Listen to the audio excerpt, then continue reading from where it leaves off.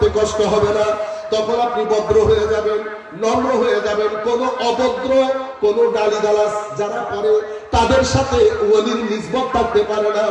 আল্লাহর ওলির নিসবত ওই ব্যক্তির সাথে থাকতে পারে না যেই ব্যক্তি পেটে হারাম দেয়, যেই ব্যক্তি গালি দেয়, যেই ব্যক্তি সুদ নেয়, যেই ব্যক্তি বেয়াদব, যেই ব্যক্তি অহংকারী, এমন ব্যক্তির সাথে আল্লাহর ওলির কোন নিসবত থাকতে পারে না। আমার ভাইরা, হুজুর গৌসুল আজম আব্দুল কাদের জিলানী রাদিয়াল্লাহু তাআলা আনহু, আপনি স্যাক্রিফাইস দেখেন, ডেডিকেশন দেখেন, কি পরিমাণ আত্মত্যাগ। ওনার বয়স যখন 51-52, হুজুর গৌসুল আজম দরজ দিচ্ছেন হাজারে হাজার উলামায়ে কেরামের মজলিসে। হুজুর গৌসুল আজম দরজ দেওয়ার সময় একটা রেস্ট্রিকশনে যাচ্ছে, এবং পৃথিবীতে এই ভাইরাসটা বর্তমানে সব জায়গায় ছড়িয়ে পড়েছে। আমেরিকা বলেন, ইংল্যান্ড বলেন, পৃথিবীর অন্যান্য আনাচে কানাচে ছড়িয়ে পড়েছে। এখন গভর্নমেন্টের কিছু রেস্ট্রিকশন নিতে হয়, গভর্নমেন্ট রেস্ট্রিকশন নিচ্ছে। আপনাদের কাছে বিনীত অনুরোধ হচ্ছে, দেখেন আমরা এখানে আসার পরে আমাদের মাস্ক পরা ছিল, ঠিক না? তো শরীয়ত যদি আমরা আপনাদের চেয়ে বেশি না বুঝলেও কম তো বুঝি না, ডেফিনেটলি। আপনারা যারা নিচে বসেছেন, আমরা আপনাদের চেয়ে অবশ্যই বেশি বুঝি না, কিন্তু কমও তো বুঝি না, ঠিক না? তো আমরা মাস্ক পরে আসা মানে হচ্ছে আপনারা যেটাকে অতিরিক্ত তাকওয়া পরহেজগারি মনে করেন, ঘটনা সেরকম না। দেখেন আপনারা মাস্কের ক্ষেত্রে অনেক পরহেজগার দেখেন, ঠিক না? কিন্তু অথচ আপনারা সকাল 7টার সময় এই আপনারা দোকানে আসেন, যেতে যেতে 1টা বাজান, ঠিক না? তো তাওয়াক্কুল এখানে করলে ওখানে করতে হবে না, ঠিক না? ওখানে আপনারা রাতকে দিন করছেন, দিনকে রাত করছেন, অবশ্যই করবেন। প্রতিটা ঈদ তুলে তুলে আমরা পানি প্রত্যেকে বের হয় দেখবো। আল্লাহ রাব্বুল আলামিন আমাদেরকে জিম্মাদারি দিয়েছে। আপনারা, আমি যেটা বোঝাতে চাচ্ছি সেটা নিশ্চয়ই আপনারা বুঝে গেছেন। নাম্বার 2, নাম্বার 3, আমরা আজকে টিএসসির মোড়ে আমাদের একটা কাওয়ালি প্রোগ্রাম ছিল। সেই কাওয়ালি প্রোগ্রাম আমাদের অনেক ভাইয়েরা মিলে ভুল বুঝেছে হয়তো, নতুবা এই ঘটনা আমাদের ভাইদের কাছ থেকে আমরা আশা করি। এটা একটা স্বাধীন সার্বভৌম দেশ, ঠিক না? আমাদের কাওয়ালির প্রোগ্রাম করার যথেষ্ট অধিকার আমাদের রয়েছে। তো যারা এই কাজটি করেছেন আমরা এটা নিন্দা জানাচ্ছি। নাম্বার 3, নাম্বার 4, সম্মানিত ভাইরা, প্রথমে তো আমি আমাদের যারা আয়োজক কমিটি আছেন, আমি ওনাদেরকে আন্তরিক মোবারকবাদ জানাচ্ছি। ওনারা যে আতিথেয়তা দেখিয়েছেন আমি এখানে আসার পর থেকে, বিশেষ করে আমার সম্মানিত বড় ভাই জনাব সিরাজি সাহেবও আছেন, আমাদের ভাই যারা আয়োজক কমিটি আছেন, অনেক সম্মান করেছেন আপনারা। আমরা দোয়া করি আল্লাহ রাব্বুল আলামিন যে আন্দাজে আপনারা সম্মান করেছেন, মওলাই করিম যেন আপনাদেরকে জাযায়ে খায়র দান করেন। নাম্বার 5, গতকালকে দেখলাম আমাদের হুজুরা একটু ইঙ্গিত করেছে, কি একটা জিনিস নাকি ভাইরাল হয়ে গেছে। আমি অত্যন্ত সাদাসিধা মানুষ, এমনি তো ইউরোপে থাকলেও আমি অত মডার্ন না আপনাদের মতো। আমি এই ফেসবুক ভাইরাল এগুলা থেকে দূরে থাকতে চাই, এবং অনেক কারণে দূরে থাকতে চাই। তার মধ্যে একটা বড় ব্যাপার হচ্ছে, দেখেন আপনারা আমাকে অনেকেই চিনেছেন, অনেক বড় হয়ে গেছে, এটা আমার কোনো লাভ আছে? আমার লাভ, আমার উপকার হচ্ছে আমার নবী কবরের মধ্যে আমাকে দেখে যদি একটা মুস্কি হাসি দেয়, সেটা আমার লাভ। বাকিটা দুনিয়াদারি, বাকিটা দুনিয়াদারি। তো সেদিকে আমার ইচ্ছে করে না, আমাকে টানেও না এগুলো। কিন্তু আমি, আমার অনেক ভাই হয়তো ভুল বুঝতে পারেন, আমি যেই কথাটা আপনাদেরকে বলতে চেয়েছি সেটা ছিল এরকম যে আমাদের আয়োজক কমিটি এবং আমাদের মিলাদ মাহফিলের বিষয়টা, আমি মিলাদ মাহফিল কখনো বন্ধ করতে বলি নাই। ইন্না লিল্লাহি ওয়া ইন্না ইলাইহি রাজিউন।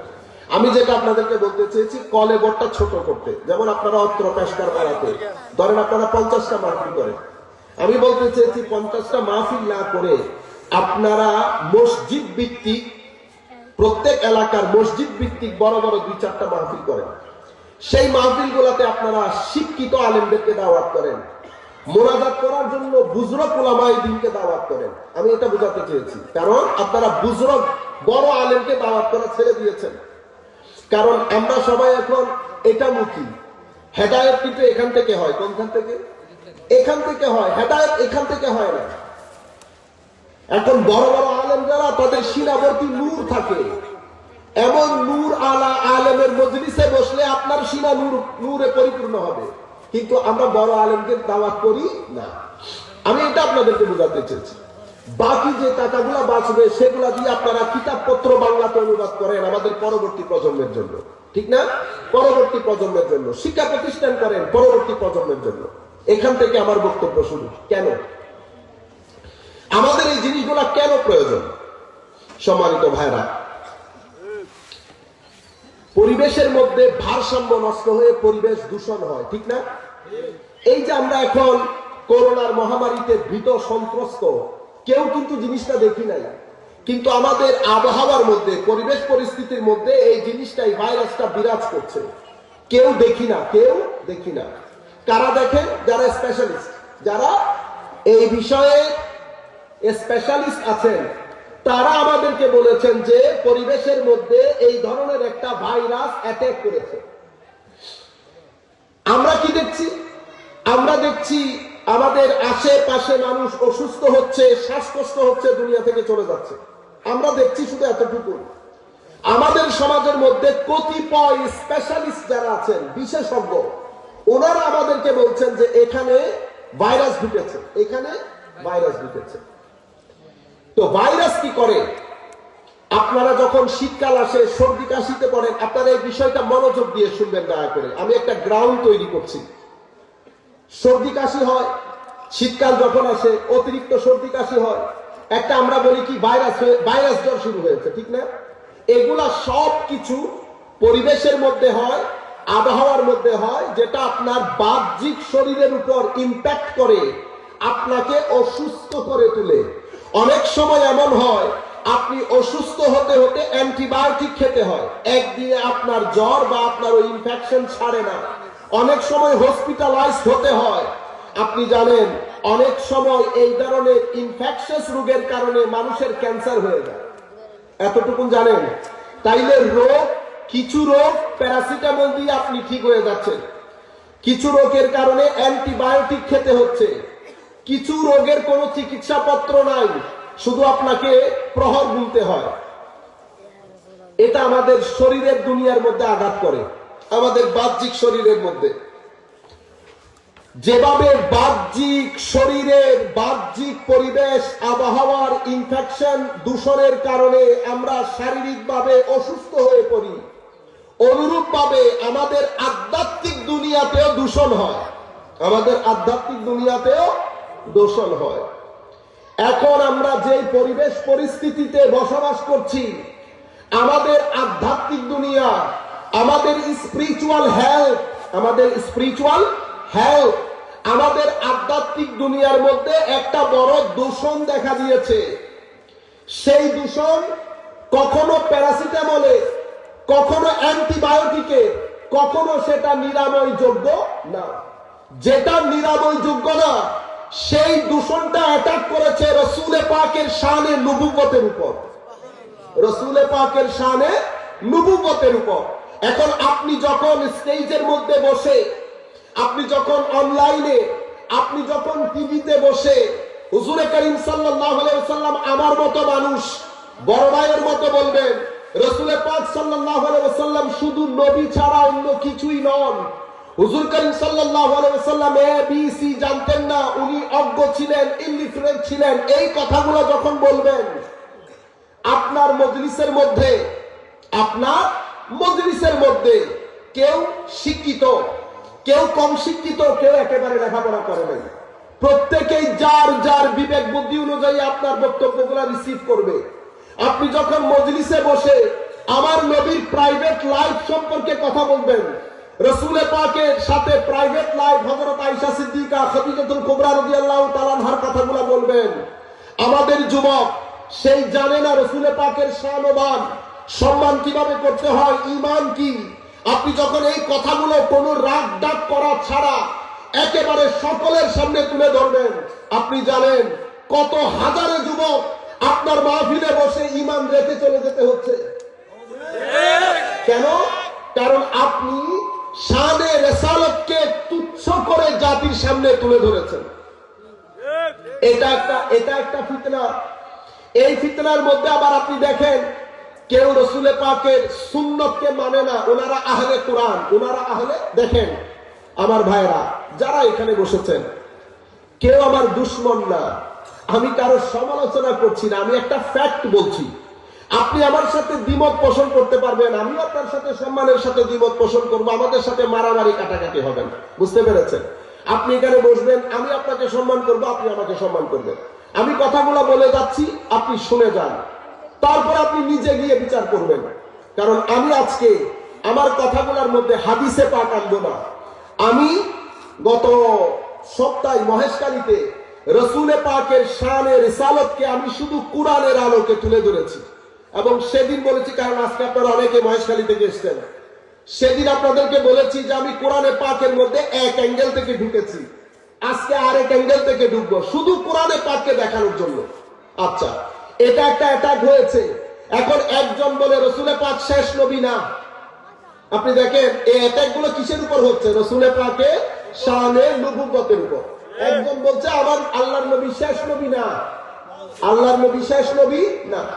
আরেক দল এসে বলছে আমি আহলে কোরআন, রসুলের পাকের যে সুন্নত, সুন্নতে রসুলের কোন লিগ্যাল ভ্যালিডিটি নাই, লিগ্যাল অথরিটি নাই, আইনগত ভাবে সুন্নতের কোনো মান নাই। চিন্তা করতে পারবেন? আরেক দল এসে বলে রসুলের পাক আমার মতো বড় ভাইয়ের মতো অত্যন্ত সাধারণ। আমি আপনাদেরকে বলছি রুহানি ভাবে আধ্যাত্মিক জগতে কোন কোন জায়গা থেকে অ্যাটাক হয়েছে। এটা একটা অ্যাটাক। এই অ্যাটাক এত খতরনাক হয়েছে, এত খতরনাক, এটা আপনার আকীদার আকাশকে ক্যান্সার যুক্ত করে দিয়েছে। এটা আপনার আকীদার আকাশকে ক্যান্সার যুক্ত করে দিয়েছে। কারণ আমরা সূরা ইখলাসের মধ্যে ঢুকে তখন জিকির করব। আমি শুধু আমাদের সমস্যাগুলো তুলে ধরি। এটা একটা বড় অ্যাটাক। আমাদের নতুন প্রজন্মের উপর আরেকটা বড় অ্যাটাক হয়েছে, সেটা হচ্ছে মডার্নাইজেশনের নাম দিয়ে, আধুনিকতার নাম দিয়ে। কিসের নাম? আধুনিক, মডার্নাইজেশন। এখন আমাদের যুবক জিজ্ঞেস করে, হুজুর আমাদের ধর্মের কি আদৌ কোনো প্রয়োজন আছে? ধর্মের কি আদৌ কোনো প্রয়োজন আছে? এই যুগে বিজ্ঞানের যুগ। কিসের যুগ? বিজ্ঞানের যুগ। বিজ্ঞানের এই চরম উৎকর্ষতার যুগে আমরা ধর্ম দিয়ে কি করব?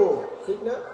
আপনারা এখন ওই প্রশ্নের সম্মুখীন হন নাই, আমাদেরকে প্রতিক্ষণে মনে হতে হয় প্রশ্নের সম্মুখীন। আপনারা হন নাই কারণ আপনারা জানেন না। আপনারা যাদেরকে ঢাকা বিশ্ববিদ্যালয়, চিটাং বিশ্ববিদ্যালয়, বিভিন্ন পাবলিক ইউনিভার্সিটিতে পাঠান, আপনার ছেলেরা, আপনারা হয়তো জানেনও না, আপনার সাথে এসে সে দেখায় যে সে নামাজ দোয়া পড়ে, কিন্তু মোস্টলি মডার্নাইজেশনের কারণে, পরিবেশ পরিস্থিতির কারণে ধর্ম, দ্বীন, আল্লাহ, রসুল, কবর, হাসর সব দিক থেকে তার মন উঠে যায়। এটা কিন্তু তার দোষ না, আমি তাকে দোষ দেই না। কারণ মাহৌল কি, মাহৌল, পরিবেশ পরিস্থিতির মধ্যে যখন ভাইরাস বিস্তার করে, আমি মানুষ হিসেবে ওই মাহৌলের মধ্যে থাকলে ভাইরাস আমাকে অ্যাটাক করবে। আপনারা বুঝতে পেরেছেন? এটা মডার্নাইজেশনের অ্যাটাক। এই অ্যাটাক আপনাকে বলে আল্লাহ বলে কি কেউ কিছু, আল্লাহ বলে কি আছে কোনো কিছু? আল্লাহকে আমার মানতে হবে কেন? আমি আমাদের মাসখানেক আগে আমাদের এলাকার মধ্যে, আপনারা আমাদের পেজে গেলে বিস্তারিত পাবেন, এটা আমি কলেজ বিশ্ববিদ্যালয়ের ছাত্রদেরকে বলছি, আমরা সেখানে আপনাদেরকে আমাদের বক্তব্যের বিষয়ই ছিল ধর্ম আমাদের কেন প্রয়োজন, why we need religion in this modern age and time। এটা আমাদের বিষয় ছিল। আপনারা যারা জানতে চান আমাদের পেজ থেকে জেনে নিতে পারবেন। আচ্ছা, এটা একটা অ্যাটাক। আপনারা পুরো সমস্যাটা বোঝার চেষ্টা করেন। আরেকটা অ্যাটাক হয়েছে। তাহলে প্রথম অ্যাটাক রসুলে পাকের নবুওয়াতের উপর, রসুলে পাকের ব্যক্তিত্বের উপর। দ্বিতীয়টা মডার্নাইজেশনের নাম দিয়ে, আধুনিকতার নাম দিয়ে, ধর্মের প্রয়োজন নাই, আল্লাহ বলে কোনো কিছু নাই, এটা একটা অ্যাটাক। আরেকটা অ্যাটাক আমাদের যুব সমাজের উপর হয়েছে, সেটা হচ্ছে সংস্কৃতির নাম দিয়ে ভালগারিটি, অশ্লীলতার গণজোয়ার, অশ্লীলতার গণজোয়ার। দেখেন, আপনি যখন আমাদের ছেলে সন্তান, আমাদের বাপ দাদা, চাচা, মুরব্বীরা জানেনও না আমাদের ছেলে সন্তানরা এই অশ্লীলতা নিয়ে কি পরিমাণ সমস্যায় দিন কাটাচ্ছে। ছেলেরা রাতে যখন রুমের ভিতরে ঢুকে, সকাল হতে হতে সে যদি কোনো নামাজ পড়েও থাকে, নামাজ আছে আর সারা রাত জেগে, আপনারা হয়তো জানেনও না সে কি করে। আপনারা জানেন সে কখন ঘুমায়? যখন মুয়াজ্জিনের আজান পড়ে, যখন মুয়াজ্জিনের আজান হয় তখন সে ঘুমিয়ে পড়ে। আমি এই ক্ষেত্রে আমি তাকে দোষ দিতে পারছি না। মাহৌল এই ধরনের হয়ে গেছে, দ্বীন, রিসালাত, চরিত্র, আখলাক সবকিছু বরবাদ হয়ে রয়ে গেছে, সবকিছু বরবাদ হয়ে রয়ে গেছে। আর আপনি বলতে পারেন হুজুর মসজিদের মধ্যে তো মুসল্লি বেড়ে গেছে, ঠিক না? যুবক বেড়ে গেছে। আপনি জানেন এই যে তিনটা সমস্যার কথা বলেছি, এই তিনটা সমস্যার চেয়ে বড় সমস্যা হচ্ছে আমাদের বাংলাদেশে উগ্রতার সমস্যা। কিসের সমস্যা? উগ্রতার সমস্যা। কারণ আপনি যেই কথা বলছেন যে মসজিদে মুসল্লি বেড়ে গেছে, আমাদের ম্যাক্সিমাম যুবক এখন ধর্মের নাম দিয়ে, নামাজের নাম দিয়ে উগ্রবাদিতা বলতে, আমি নামাজ পড়ছি ঠিক, কিন্তু আমার দৃষ্টিতে অত্র এলাকার মসজিদে যারা আছে কেউ মুসলমান না, সবাই বেদাতি এবং মুশরিক। বেদাতি এবং মুশরিক, এটা আপনারা জানেন। এই কথা আপনারা হয়তো জানেনও না। মনে রাখবেন, উম্মতে মুসলিমার মূল সমস্যা আমিন জোরে বলা, আস্তে বলা না। উম্মতে মুসলিমার সমস্যা হাত তোলা আর হাত নামানি না। উম্মতে মুসলিমার মূল সমস্যা রাসূল পাক সাল্লাল্লাহু আলাইহি ওয়াসাল্লামের মান ও মর্তবা, রাসূল পাকের শান ও মান। আপনি রাসূল পাকের ইশক এবং মহব্বত নিয়ে কথা বলেন, আপনি আমাকে বলেন কোন মসজিদে গিয়ে আমিন জোরে বলতে হবে, আমি আপনার চেয়ে জোরে আমিন বলবো। উম্মতে মুসলিমার কোশ্চিন কালেও আমিন জোরে আস্তে এগুলোর কোনো সমস্যা ছিল না।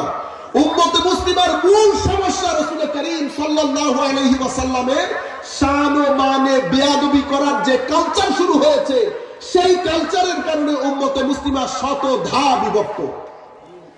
এবং সেটা কখন থেকে হচ্ছে? সেটা 200-250 বছর থেকে এই কালচার শুরু হয়েছে। নতুবা 200-250 বছর পিছনে যদি চলে যান, আমি অনলাইনের মধ্যে সেদিন মহেশখালীতেও বলেছি, উম্মতে মুসলিমার 1300-1400 বছরের ইতিহাস, উম্মতে মুসলিমার আকায়েদি পরিচয় আহলে সুন্নাত ওয়াল জামাত। যেই কিতাব আপনি উঠান, যেই কিতাব উঠান, তাফসীরের কিতাব, হাদিসের কিতাব, শরীয়তের কিতাব, তরিকতের কিতাব, মারিফাতের কিতাব, উম্মতে মুসলিমার আকায়েদি পরিচয় আহলে সুন্নাত ওয়াল জামাত। আর উম্মতে মুসলিমা গত 1300 বছরে এত বড় বড় ইমাম, উম্মতের স্কলাস্টিক বডি, যাদের উপর ভিত্তি করে উম্মতের জ্ঞান বিজ্ঞান পৃথিবীর প্রাচ্য থেকে পাশ্চাত্য, উত্তর থেকে দক্ষিণ মানুষের ঘরে ঘরে গিয়ে পৌঁছেছে, যাদেরকে বুখারী বলেন, যাদেরকে এর পূর্বে ইমামে আজম বলেন, হারিস আল মুহাসিবি বলেন, কালবি বলেন, শাফিঈ বলেন, মালিকি বলেন, ইমাম আহমদ ইবনে হাম্বল বলেন, হাদিসের ইমাম, তরিকতের ইমাম, মারিফাতের ইমাম, গত 1300 বছর যাদেরকে আমার নবী বলেছেন তারা আমার ওয়ারিস, তাদের মাধ্যমে আমার পক্ষ থেকে রেখে যাওয়া ইলম জ্ঞান, তাদের মাধ্যমে পুরো পৃথিবীর আনাচে কানাচে ছড়িয়ে ছিটিয়ে পড়বে।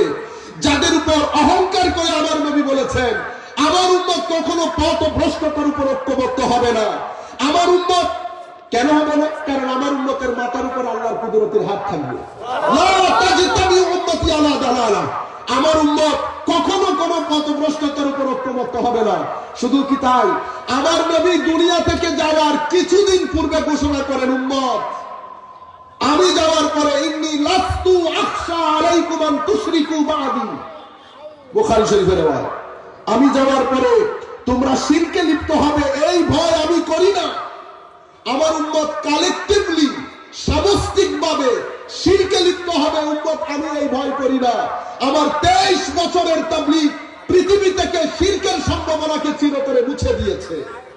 উম্মত ইন্ডিভিজুয়ালি 2-3 জন ঘটতে পারে ঘটনা, কালেকটিভলি আমার উম্মত কখনো শিরক করবে না। আমার নবীর ঘোষণা।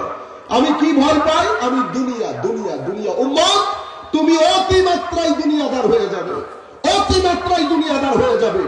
দুনিয়ার রাষ্ট্রের পৃষ্ঠে নারী, পাওয়া, টাকা পয়সা, সন্তান সন্ততি সবকিছু তোমাকে এমন ভাবে আঁকড়ে ধরবে, তুমি তোমার ঠিকানা ভুলে যাবে, তুমি কোরআন ভুলে যাবে, সুন্নাত ভুলে যাবে, কবর, হাসর, আল্লাহ, রাসূল সবকিছু ভুলে গিয়ে, পরকাল ভুলে গিয়ে তুমি নন মুসলিমের মতো জীবন যাপন করবে। তোমার কথাবার্তা, চরিত্র সবকিছুর মধ্যে একটা ধস নামবে। আমি সেই ভয় করি উম্মত, শিরকের ভয় আমি করি না। এখন আমার নবী বলছে আমি করি না, আপনি কুল কায়নাতকে শিরকের দিকে ঠেলে দিচ্ছেন। আমি আপনাদেরকে বলতে চাচ্ছি, উম্মতের 1300 বছরে উম্মত মাযহাবের দিক থেকে কোনো না কোনো একজন ইমামের অনুসরণ, হয় হানাফি, নয় মালিকি, নয় শাফিঈ, নয় হাম্বলি। উম্মত মাযহাবের ক্ষেত্রে কোনো না কোনো মাযহাবের অনুসারী। আকীদার ক্ষেত্রে উম্মতের পরিচয় আহলে সুন্নাত ওয়াল জামাত এবং ইহসান হাদিসে জিবরিলের আলোকে। কারণ দ্বীন ইসলামের ভিত্তি আমার নবী তিনটা জিনিসের উপর রেখেছেন। কয়টা জিনিস? তিনটা। মুখস্থ করে ফেলেন। হাদিসে জিবরিলের আলোকে আমার নবী দ্বীনের স্তম্ভ তিনটা জিনিসকে বলেছেন: ঈমান, ইসলাম, ইহসান। ঈমান আপনার ঈমান বিশ্বাস এবং আকীদার নাম, বিশ্বাস এবং আকীদার নাম। এই আকীদার দিক থেকে উম্মতের পরিচয় আহলে সুন্নাত ওয়াল জামাত। আর দ্বিতীয় জিনিস ইসলাম, এটা হচ্ছে আমাদের ধর্মের প্র্যাকটিক্যাল দিক। কিভাবে আপনি ধর্মকে প্র্যাকটিস করবেন, নামাজ, রোজা, হজ, যাকাত, এই জিনিসগুলো ইসলামের উপর আসে। বুঝতে পেরেছেন?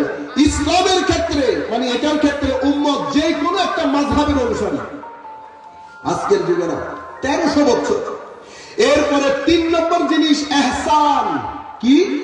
ইহসান, যেটাকে আমরা তাসাউফ, তরিকত, পীর, সুলুক, যেটাই আপনি নাম দেন, জুহুদ বলেন, ওয়ারা বলেন, তাকওয়া বলেন, পরহেজগারি বলেন, আপনার মোরাল ভ্যালুস, আপনার মোরাল স্ট্যান্ডার্ড, যেটাই আপনি নাম দেন, আপনার স্পিরিচুয়ালিটি। 3 নম্বর জিনিসের নাম ইহসান। এটাকে আপনি ইখলাসও বলতে পারেন, একনিষ্ঠতা, একনিষ্ঠতা। এই ক্ষেত্রে 3 নম্বর ক্ষেত্রে উম্মত 1300 বছরে উম্মতের আইডেন্টিটি হচ্ছে উম্মত কোন না কোন একজন আল্লাহর ওলির অনুসারী, কোন না কোন একজন আল্লাহর ওলির নিসবত রাখে। এটা উম্মতের গত 1300 বছরের ইতিহাস। সেই হেতু দেখেন, আপনারা বলেন না আমরা মুসলমান, বলেন কিনা? তো আমাদের অন্য কোনো আইডেন্টিটি নাই। আছে ভাই। আমাকে যখন ইংল্যান্ডের এয়ারপোর্টে জিজ্ঞেস করে আপনি কোন দেশ থেকে, আমি কি বলি? আমি নর্থ কাট্টলি থেকে বলি, আমি আমার বাড়ি উত্তর কাট্টলি বলি। কি বলেন? Where are you from? Question হচ্ছে ওয়ার আর ইউ ফ্রম, আপনি কোন জায়গা থেকে? আমি বলি I am from Bangladesh. I am from Bangladesh. আচ্ছা, ঢাকা এয়ারপোর্টে যখন জিজ্ঞেস করে ওয়ার আর ইউ ফ্রম, আমি কি বলবো? I am from Bangladesh? না, আমি বলি I am from Chittagong. Chittagong এয়ারপোর্টে নামার পরে যখন জিজ্ঞেস করছে ওয়ার আর ইউ ফ্রম, আমি কি বলবো? হুজুর আই এম ফ্রম চিটাগং। কোন, আমি তখন বলি I am from north Kattali. I am from north Kattali. North কাট্টলির কেউ যদি জিজ্ঞেস করে ওয়ার আর ইউ ফ্রম, আমি বলবো আজিম তালুকদার বাড়ি। একই প্রশ্ন, উত্তর 4টা। I am from Bangladesh, I am from Chittagong, I am from north Kattali, I am from Azim Talukdar বাড়ি। প্রশ্ন ছিল একটা, ওয়ার আর ইউ ফ্রম। কেন? উত্তর 4টা 4 ধরনের হলো পরিস্থিতির কারণে। কনটেক্সট ভিন্ন ভিন্ন, কনটেক্সট ভিন্ন ভিন্ন। আমাকে যদি বাইরে কেউ জিজ্ঞেস করে নন মুসলিম, তোমার ধর্ম কি? আমি বলবো আমি মুসলমান, I am Muslim, I am Muslim. আমি তাকে কি বলতে যাবো? I am Sunni Muslim, I am Sufi? No, আমার আইডেন্টিটি আই এম মুসলিম। কিন্তু কোন মুসলমান যদি আমাকে জিজ্ঞেস করে, আমার পরিচয় জানতে চায়, তো আমি কি বলবো?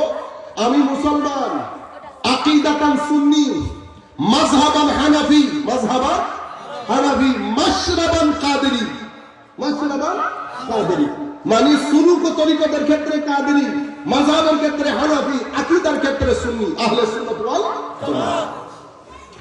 উম্মতের আহলে সুন্নাত ওয়াল জামাত উম্মতের শেষ গত 1300 বছরে 200 বছর আগ পর্যন্ত উম্মতের 98% উম্মতের আকাইদি পরিচয় আহলে সুন্নাত ওয়াল জামাত।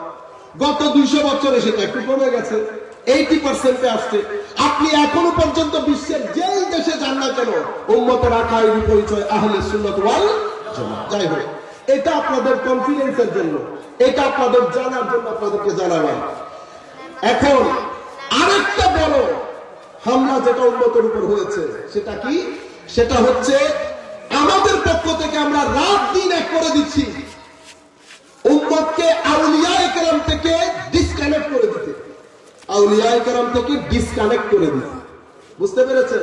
এটা একটা সূক্ষ্ম ষড়যন্ত্র। কেন?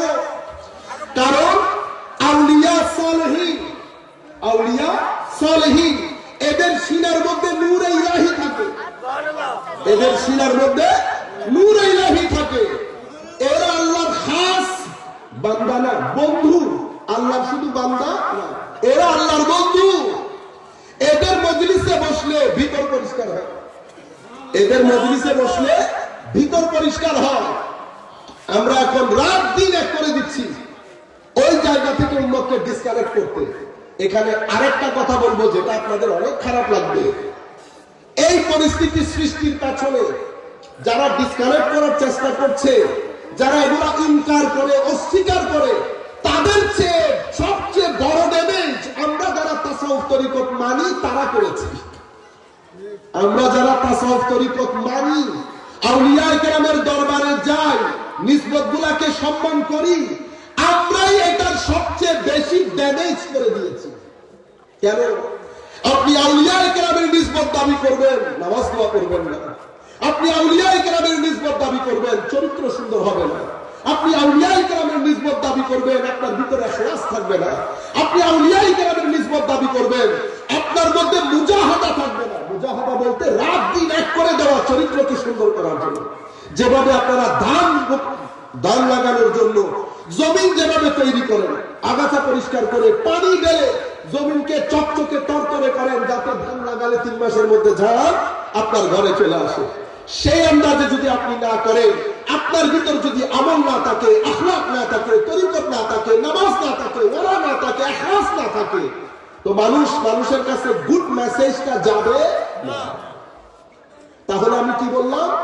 তরিকত এবং তাসাউফের বদনামের ক্ষেত্রে যারা ইনকার করে, আমাদের যে সমস্ত কলেজ বিশ্ববিদ্যালয়ের ভাইয়েরা, আপনি কি তাদেরকে দোষ দিতে পারবেন? দোষ দিতে পারবেন না। কেন? কারণ উনি তো এই বিষয়ের লোক না, উনি জানেনও না। বরং উনি যেই ঘরে বসে থাকেন, সেই ঘরের বিভিন্ন ছিদ্র থেকে ফিতনার পানি এমন ভাবে তার ঘরে ঢুকছে, এখন কোন পানি পান করতে পারবে, কোন পানি পান করতে পারবে না, সে তো আর জানে না। সে যা পাচ্ছে তা নিচ্ছে, সে তো মনে করছে এটা মানে ইসলাম, এটা মানে ইসলাম। সে তরিকত এবং তাসাউফ, আমরা যারা তরিকত তাসাউফ মানি, তাদের কাছ থেকে সে জানার কথা ছিল। এখন সে যখন আমাদের ভাইদেরকে জিজ্ঞেস করে তরিকত তাসাউফ কি, ওনারা মুখ বন্ধ করে রাখে, ওনাদের কোনো কিছু জানা নাই। অথচ তরিকত এবং তাসাউফের মূল কথা ছিল আখলাক এবং ইলম, আখলাক এবং ইলম, চরিত্র এবং জ্ঞান। জ্ঞানও আপনি ছেড়ে দিলেন, চরিত্র আপনি ছেড়ে দিলেন, আপনার প্রোডাক্ট কেউ কিনবে? আপনার ঘর, আপনার এই যে দোকান, সেই দোকানের প্রোডাক্ট অনেক ভালো, কিন্তু মানুষ আপনাকে বিশ্বাস করে না। আপনার দোকানে কেউ যাবে? কেউ যাবে না আমার ভাইয়েরা। যতক্ষণ পর্যন্ত ইলম এবং আখলাক, এই দুইটা জিনিস আমরা নিজেদের মধ্যে আনতে পারবো না, ততক্ষণ পর্যন্ত আমি আমার প্রোডাক্ট কাউকে বিক্রি করতে পারবো না। কেউ কি জানবে 1300 বছরে কত বড় বড় আল্লাহর ওলি এই দুনিয়াতেই ধরাতে এসেছেন? এক একজন এক এক পাহাড়ে আশ্রয় নিয়েছেন, এক একজন এক এক পাহাড়ে আশ্রয় নিয়ে সীমাবর্তী নূর দিয়ে পুরো এলাকা আলোকিত করেছে। আমি একটা হাদিস বলি, আমি বারবার নূরের কথা বলছি না, বারবার নূরের কথা বলছি। আপনাদের হয়তো মনে হতে পারে যে এই নূর বারবার প্রত্যেকে চলে আসে। আসলে আমরা কয়েকটা হাদিসে পাই, একটা হাদিসে পাঠ করি। ওলি এবং ওলির সম্মান দুইটা আমরা বলি, তারপরে আপনারা বুঝতে পারবেন। সম্মানিত আমার ভাইয়েরা, সূক্ষ্ম একটা ষড়যন্ত্র উম্মতের মুসলিমার নওজোয়ান নসলকে আউলিয়া সালেহীন থেকে ডিসকানেক্ট করা, এবং আমাদের শিক্ষিত মজলিসে কলেজ বিশ্ববিদ্যালয়ে যারা পড়েন তাদের মধ্যে একটা ধারণা বদ্ধমূল হয়ে গেছে, আমরা মূর্খ, আমরা মূর্খ। Why I am ignorant or illiterate? Because I can't speak in English. I can't speak in, I don't understand English. He understands philosophy, he understands English. That's why he is much more clever and much more smarter and much more intellectual than me. For them, I have no place, I have no regard. এখন যারা বড় বড় আলেম আছেন, ওনাদের ইংরেজির কোনো দরকার আছে? কোনো দরকার আছে? এখন প্রত্যেক সাবজেক্টের আল্লাহ আলাদা আলাদা লোক বানিয়েছে। যুব সমাজের অন্তরের মধ্যে এটা ঢেলে দেওয়া হয়েছে কলেজ বিশ্ববিদ্যালয়ের ছেলেদেরকে, যে এই সমস্ত মৌলবীরা কিচ্ছু জানে না, তোমরা মৌলবীদের কথা শুনিও। তোমরা দিন কোত্থেকে নিবে? তোমরা দিন নেবে কোরআন সুন্নাহ নিজে নিজে পড়ে, নিজে নিজে। অথচ আমার আল্লাহ চাচ্ছেন আপনাকে ব্যক্তি কেন্দ্রিক করতে, আর আপনি চাচ্ছেন নিজেকে বই কেন্দ্রিক করতে। কারণ আমার আল্লাহ সিরাতুল মুস্তাকিমকে পার্সনিফাইড করেছেন। Let me repeat this sentence again. আমার আল্লাহ সিরাতুল মুস্তাকিমকে পার্সোনিফাইড, অর্থাৎ কিছু ব্যক্তির দিকে নিসবত করে দিয়েছেন। ইহদিনাস সিরাতাল মুস্তাকিম, আল্লাহ হেদায়েত দান করো। সিরাতুল মুস্তাকিম, সিরাতুল মুস্তাকিম দেখাও। মাওলা সিরাতুল মুস্তাকিম কোথায়? তো সিরাতাল্লাযীনা আন'আমতা আলাইহিম, সিরাতুল মুস্তাকিম সেই রাস্তা যে রাস্তায় চলার কারণে আমি বান্দাদের উপর নিয়ামত দান করেছি। আমার আল্লাহ সিরাতুল মুস্তাকিমের সংজ্ঞা দেওয়ার সময়, সিরাতুল মুস্তাকিমকে সংজ্ঞায়িত করার সময় আমার আল্লাহ কোন বইপত্রের নাম নেন নাই। আল্লাহ রাব্বুল আলামিন ইচ্ছে করলে সিরাতুল মুস্তাকিমকে কোরআনের রাস্তা বলতে পারতেন, কারণ সিরাতুল মুস্তাকিম অবশ্যই কোরআনের রাস্তা। কিন্তু এই আয়াতের মধ্যে আমার আল্লাহ সিরাতুল মুস্তাকিমকে কোরআনের রাস্তা বলেন নাই। আমার আল্লাহ ইচ্ছে করলে সিরাতুল মুস্তাকিমকে সুন্নাত বলতে পারতেন, আমার আল্লাহ তাও বলেন নাই। আমার আল্লাহ সিরাতুল মুস্তাকিমকে চার ধরনের ব্যক্তিদের রাস্তা বলেছেন। কাদের রাস্তা? ব্যক্তিদের রাস্তা, বইয়ের রাস্তা না। ব্যক্তি কারা? প্রথম সিরাতুল মুস্তাকিমের সমুদ্র, ওই নদী যেই সমুদ্র থেকে ফুটেছে, নবুয়তের সমুদ্র। তো সিরাতুল মুস্তাকিম কাদের রাস্তা? তো নবীদের। এরপর কাদের? তো আলে বাইতের। এরপর কাদের? তো সাহাবায়ে কেরামের। এরপর কাদের? তো আউলিয়ায়ে কেরামের, মিনান নবিয়্যিন ওয়াস সিদ্দিকিন ওয়াস শুহাদা ওয়াস সালিহিন। রব্বুল আলামিন যখন শুহাদা এবং সিদ্দিকিনের পরিচয় তুলে ধরছেন, আল্লাহ রাব্বুল আলামিন সূরা হাদীদের মধ্যে বলেন, ওয়াল্লাযীনা আমানু বিল্লাহি ওয়া রাসূলিহি, ওয়াল্লাযীনা আমানু বিল্লাহি ওয়া রাসূলিহি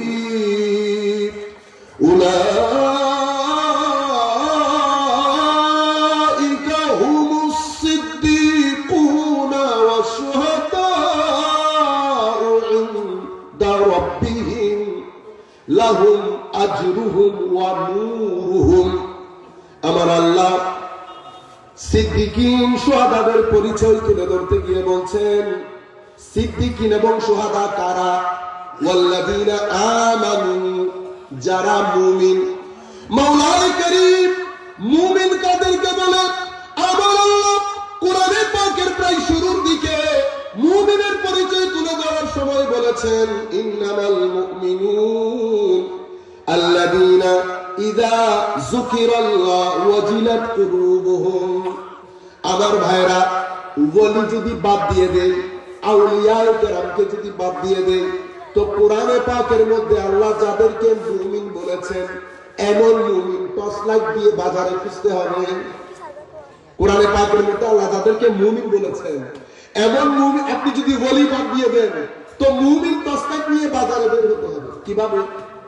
যে আয়াত আমরা পড়েছি, আল্লাহ বলছেন মুমিন শুধুমাত্র তারা যাদের সামনে ইজা যুকিরাল্লাহ, আল্লাহ রাব্বুল আলামিনের জিকির করা হলে, ওয়াজিলাত কুলুবুহুম, আল্লাহর ভয়ে অন্তর প্রকম্পিত হয়, অন্তর বের হয়ে আসার জোগাড় হয়, তাদেরকে আল্লাহর মুমিন বলে, তাদেরকে মুমিন বলে। আপনার সামনে আল্লাহর জিকির হলে আপনার অন্তরে ভয় আসে? ভয় আসে? আমার আসে না। যে আয়াতে যে আন্দাজে বলা হচ্ছে যে ইজা যুকিরাল্লাহ ওয়াজিলাত কুলুবুহুম, অন্তর মধ্যে ভয় প্রকম্পিত হয়।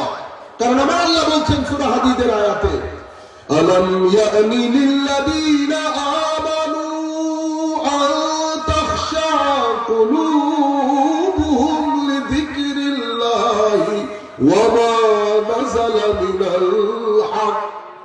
আমার আল্লাহ বলছেন, বান্দা সেই সময় কখন আসবে? আমার ভয়ে তোমার অন্তর প্রকম্পিত হবে। সেই সময় কখন আসবে তোমার জীবনে বান্দা? তো আমার আল্লাহ বলছেন মুমিন তারা যাদের সামনে আমার আল্লাহর জিকির করা হলে অন্তর ভয়ে প্রকম্পিত হয়। ওয়াইজা তুলিয়াত আলাইহিম আয়াতুহু যাদাতুহুম, তাদের সামনে তিলাওয়াতে কুরআন হলে, তিলাওয়াতে কুরআন হলে তাদের ঈমান বৃদ্ধি পায়। কেমন বৃদ্ধি পায়? আরেক আয়াতের মধ্যে আল্লাহ বলছেন, আল্লাহু নাযালা আহসানাল হাদীসি কিতাবান মুতাশাবিহান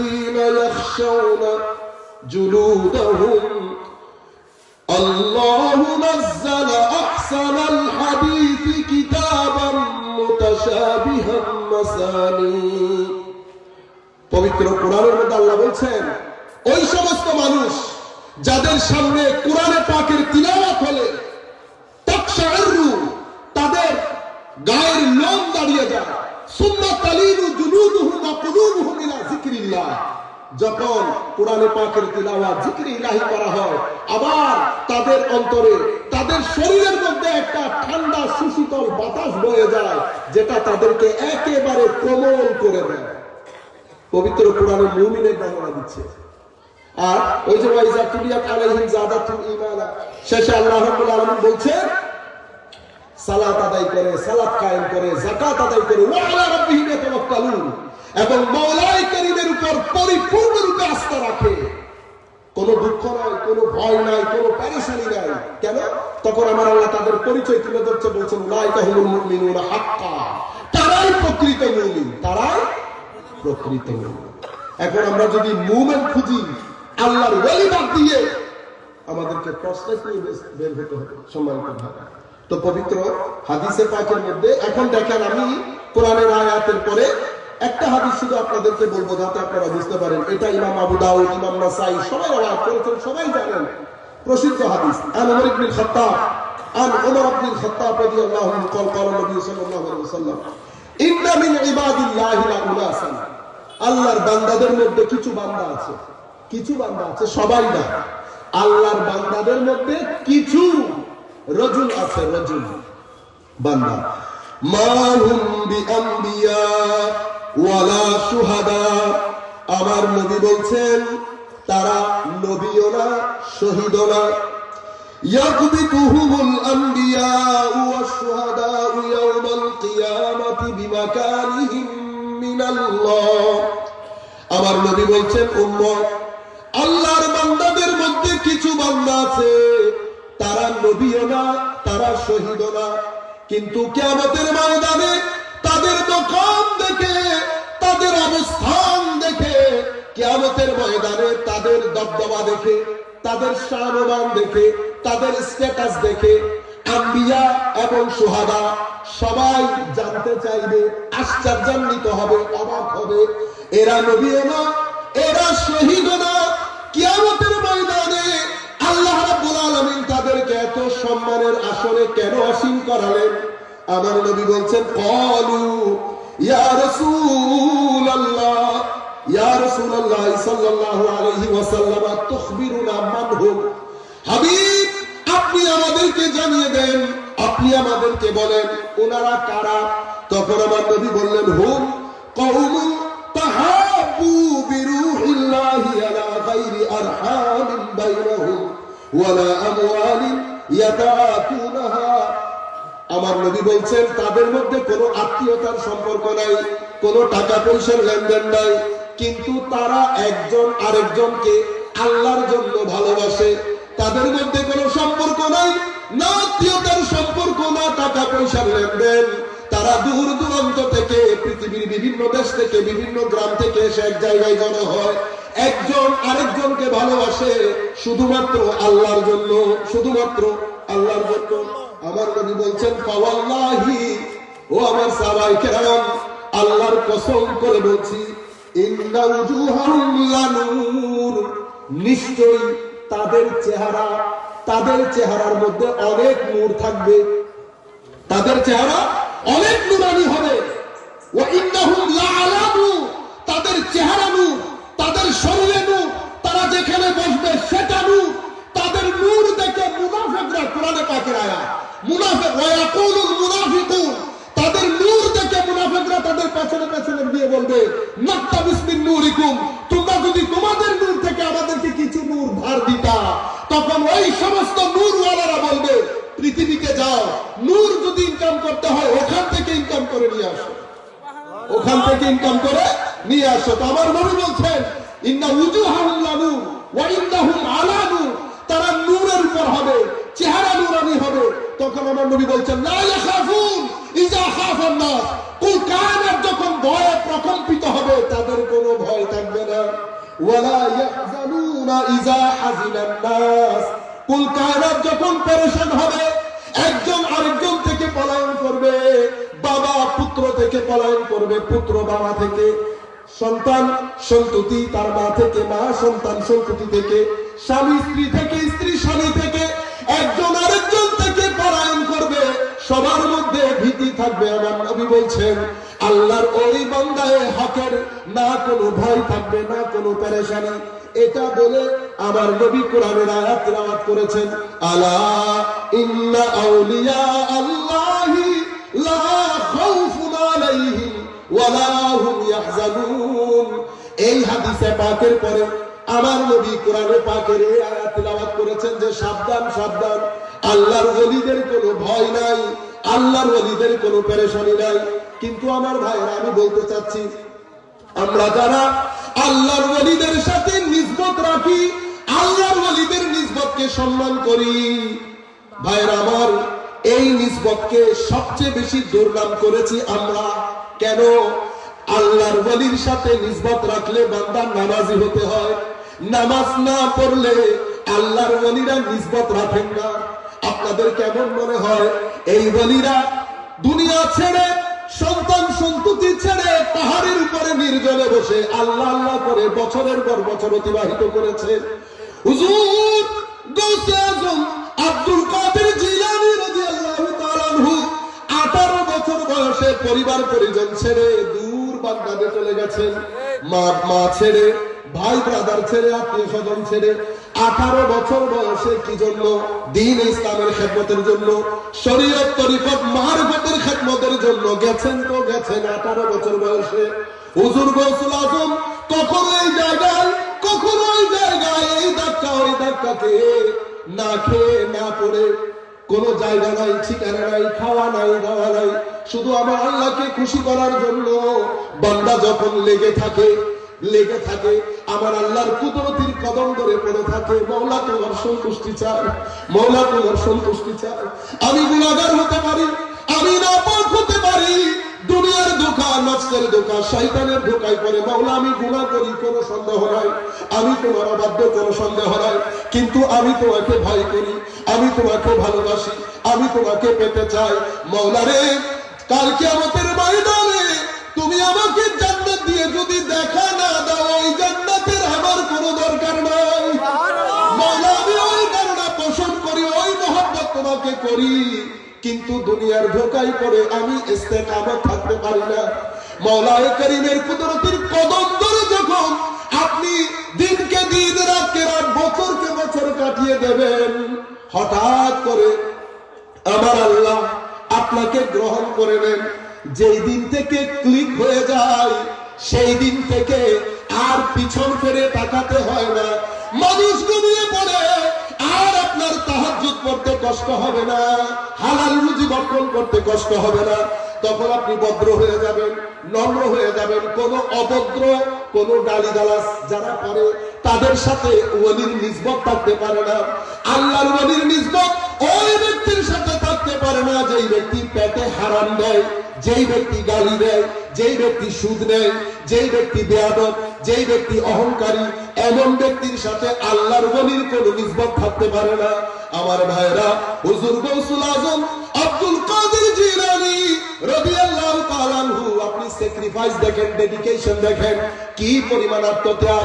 ওনার বয়স যখন 51-52, হুজুর গৌসুল আজম দরজ দিচ্ছেন হাজারে হাজার উলামায়ে কেরামের মজলিসে।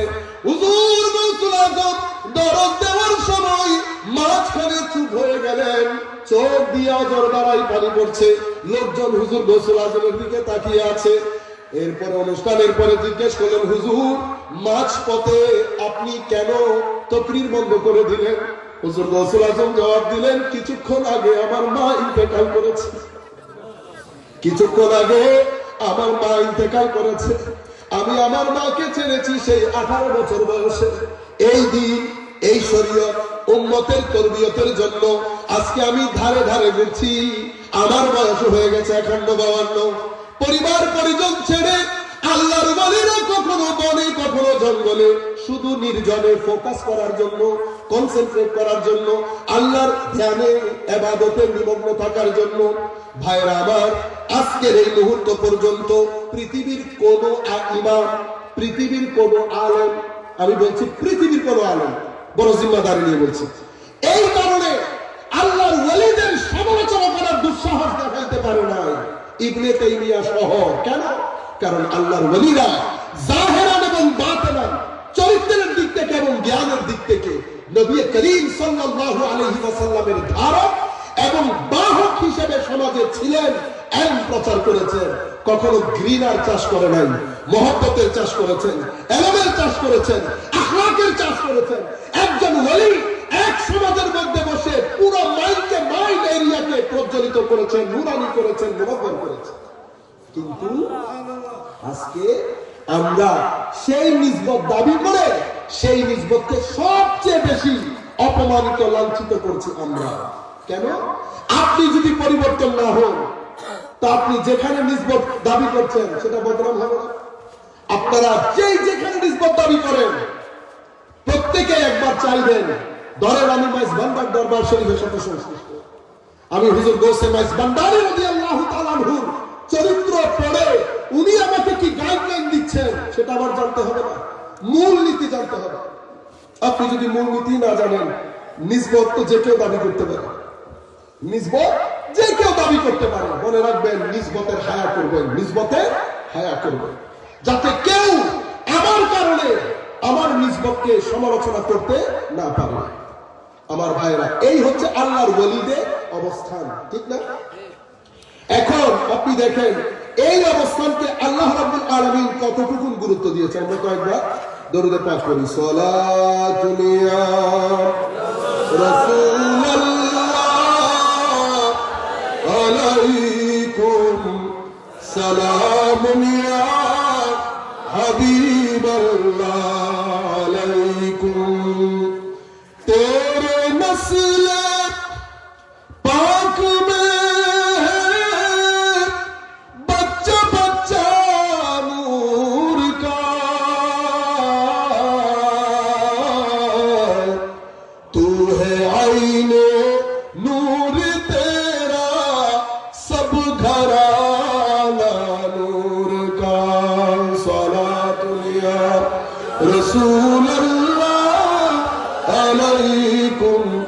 সালামুন ইয়া হাবিবাল্লাহ আলাইকুম। আল্লাহর ওয়ালিরা রাত দিন আল্লাহকে খুশি করেন। আপনিও যদি আল্লাহকে খুশি করেন রাত দিন, আল্লাহকে খুশি কেমনে করে? আল্লাহকে খুশি করার জন্য একটা সুন্দর চরিত্র লাগে। বারবার আমি এটার উপর জোর দিচ্ছি, সুন্দর চরিত্র, ভদ্রতা, নম্রতা, উদারতা, সহনশীলতা, সহিষ্ণুতা, মানুষকে সহযোগিতা করা, নরম তবিয়তের হওয়া। কি হওয়া? নরম তবিয়তের। এখন আমরা কি করি? একবারে রেগে যাই, দ্বিতীয়বারে গালিগালাজ করি, তৃতীয়বারে লাঠি দিয়ে আঘাত করি। আবার আপনি বলছেন আমি একজন ওলির নিসবত রাখি, হবে? আপনি যাদের সাথে নিসবত দাবি করছেন তাদের চরিত্র দেখেন কেমন ছিল। মনে রাখবেন, আমার নবী সাল্লাল্লাহু আলাইহি ওয়াসাল্লাম হাদিসে পাকের মধ্যে এসেছে, আমার নবী বলেছেন আল্লাহ নরম তবিয়তকে বেশি ভালোবাসে, নরম তবিয়তকে। এবং এই নরম তবিয়তওয়ালা মানুষকে এমন ভাবে আল্লাহ দান করেন যা অন্য কাউকে দান করেন না। যেই ব্যক্তির মধ্যে নরম তবিয়ত নাই, সেই সমস্ত খাইর থেকে, ভালো থেকে বঞ্চিত হয়ে গেছে। আরেকটা কথা মনে রাখবেন, কাউকে জবাব দিয়ে দেওয়ার মধ্যে, কাউকে জবাব দিয়ে দেওয়া, মনে রাখবেন আপনার একজন আল্লাহ আছেন, আপনার একজন আল্লাহ আছেন যিনি সবসময় আপনাকে মনিটর করেন।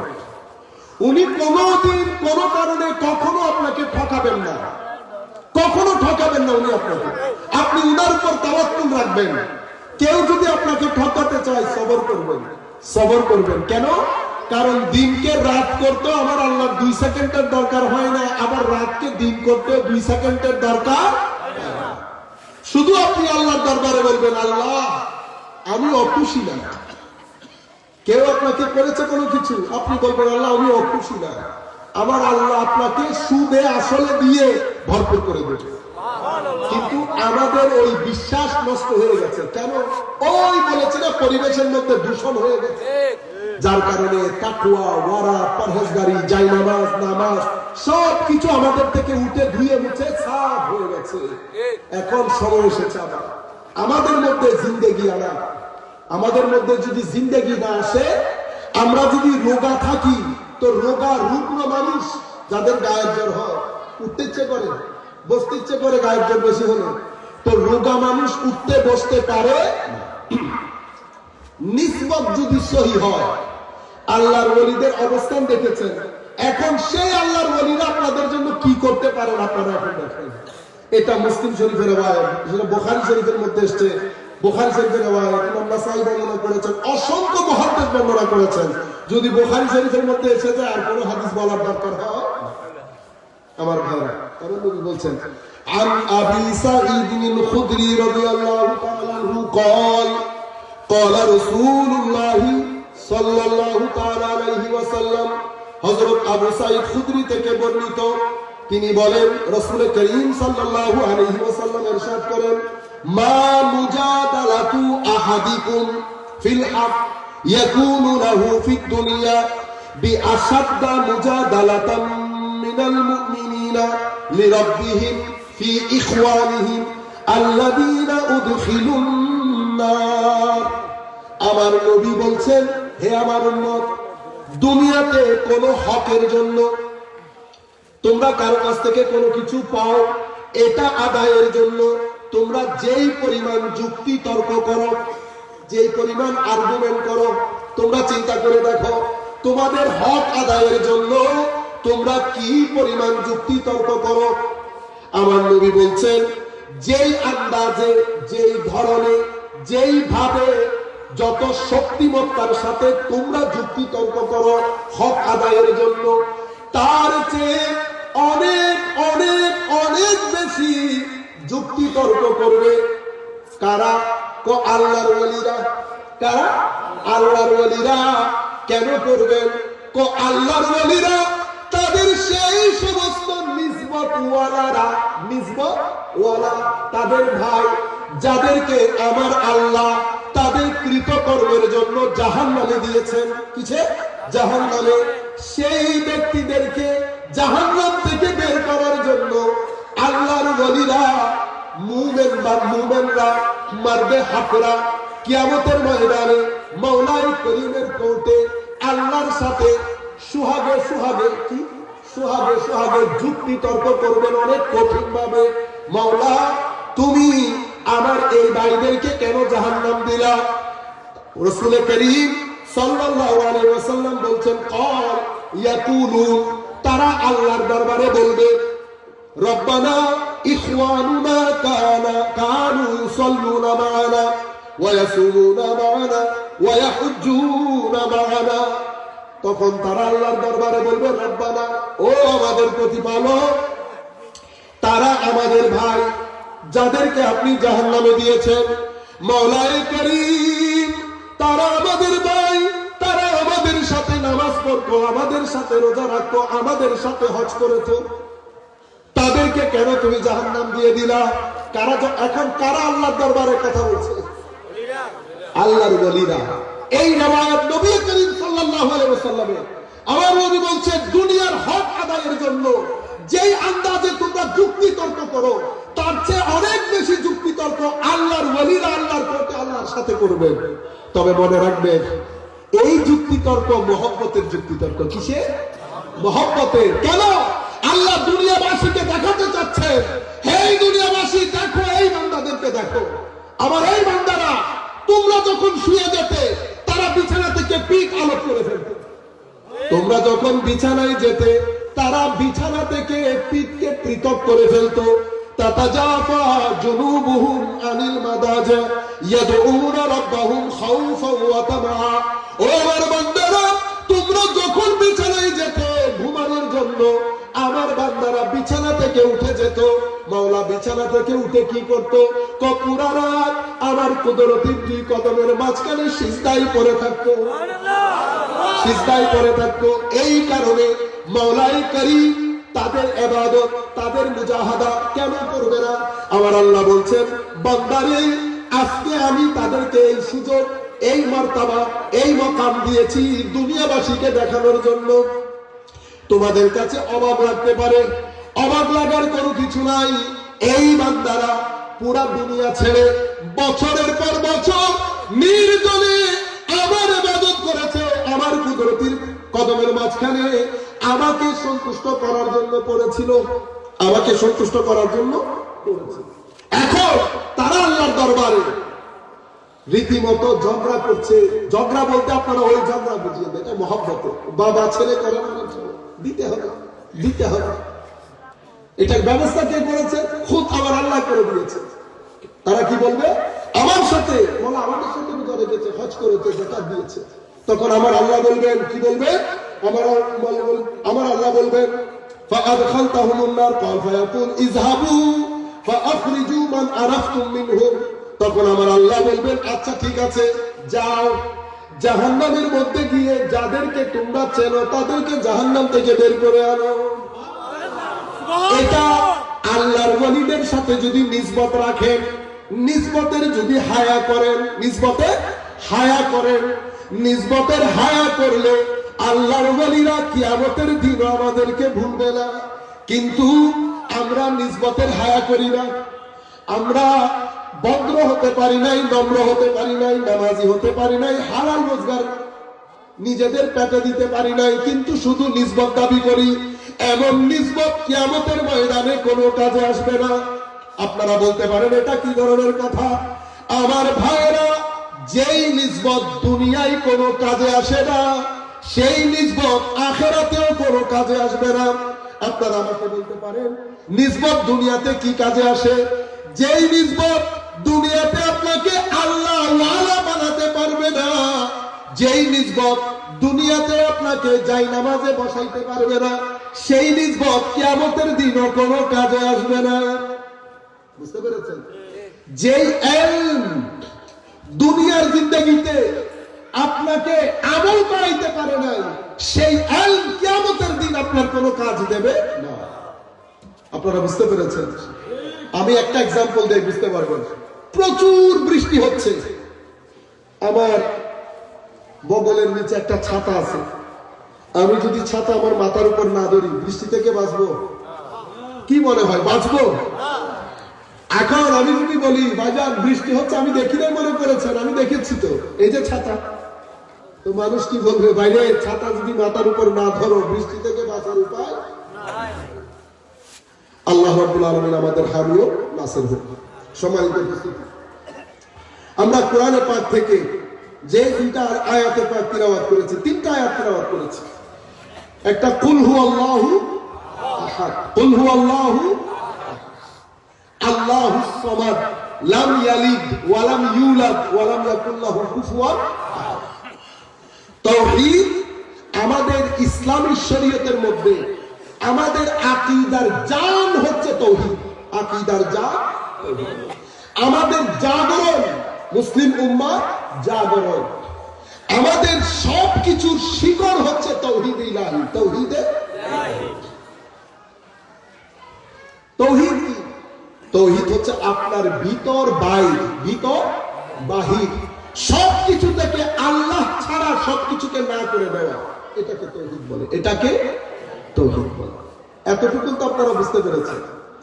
কিন্তু আমাদের এখানে একটা বড় সমস্যা হয়ে গেছে, আমরা রিসালাতের নাম নিলে আমরা মনে করি তাওহীদ ডিস্টার্ব হয়ে গেছে, তাওহীদ ডিস্টার্ব হয়ে গেছে। আমরা কোন রকম চাই রিসালাতকে বাদ দিয়ে দিতে। কি দিয়ে দিতে? বাদ দিয়ে দিতে। নারায়ে তাকবীরের পরে নারায়ে রিসালাত দিতে চায়। কেন? আমাদের আলটিমেট ধারণা হচ্ছে রিসালাত এসে গেলে তাওহীদ আবার ডিস্টার্ব না হয়ে যায়। এটা এখন এই বিষয়টা আমাদের এখানে বদ্ধমূল হয়ে যাচ্ছে। আমাদের কিছু বক্তাও বলেছেন আল্লাহ এবং মুহাম্মদ, আল্লাহ এবং মুহাম্মদ একসাথে না লেখার জন্য, একসাথে না লেখার জন্য, আল্লাহ এবং মুহাম্মদ একসাথে না লেখার জন্য। কেন? কারণ আমাদের ধারণা হচ্ছে তাওহীদ এবং আল্লাহ, আল্লাহর একত্ববাদ, এটার মধ্যে রিসালাত যদি ঢুকে যায় তাইলে তাওহীদ আর তাওহীদ থাকে। এটাই তো কথা। এখন আমরা তাওহীদ আমরা পবিত্র কোরআন থেকে শিখি, কোরআন তাকে তৌহিদ বলেছে। তার আগে আমি আপনাদেরকে একটা কথা বলে রাখি, আল্লাহ আমাদেরকে আকল দিয়েছেন, পঞ্চ ইন্দ্রিয় দিয়েছে, ঠিক না? পঞ্চ ইন্দ্রিয়, আপনারা পঞ্চ ইন্দ্রিয় বুঝেন? চোখ, নাক, জিহ্বা, হাত, এগুলা দিয়ে। যেমন আমি যদি আপনাকে জিজ্ঞেস করি, ভাইজান বলেন তো দেখি এটা সাদা না নীল, তো আপনি চোখ দিয়ে দেখবেন না হাত দিয়ে দেখবেন? চোখ দিয়ে। চোখ যদি না থাকে বুঝতে পারবেন? তাইলে আকল, আপনার এই যে ব্রেইন, বিবেক, চোখ না থাকলে তো ব্রেইনের একটা সেন্স বন্ধ। ব্রেইনের একটা সেন্স, ব্রেইনে যদি জিজ্ঞাসা ব্রেইন বলো তো দেখি এটা নীল না সাদা, ব্রেইন চোখকে বলবে